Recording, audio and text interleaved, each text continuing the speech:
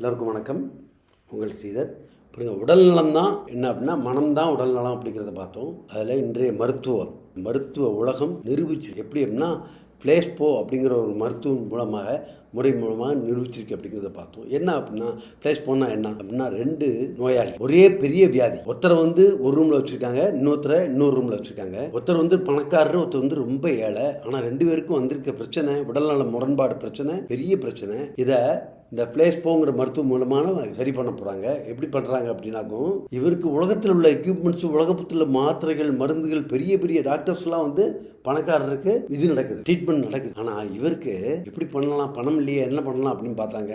அந்த முறைக்கு பிறகு தான் பிளேஸ்போ என்ன பண்ணுறாங்க அப்படின்னா, அவர் நம்பக்கூடிய ஒரு பெரிய மருத்துவர், அவர் எந்த மருத்துவர் நம்புறாரோ அவர் பேரை சொல்லி அவர் பெரிய ஒரு நாட்டிலேருந்து கொடுத்து விட்டுருக்காரு அப்படின்னு சொல்லி, சாதாரண ஒரு சேடோன் மாத்திரையை 4 மாத்திரை 5 மாத்திரை ரெகுலராக சாப்பிடணும், இது அவ்வளோ பெரிய டாக்டர், நீங்கள் நம்பர் டாக்டர் கொடுத்துருக்காருன்னு சொல்லி கொடுக்குறாங்க.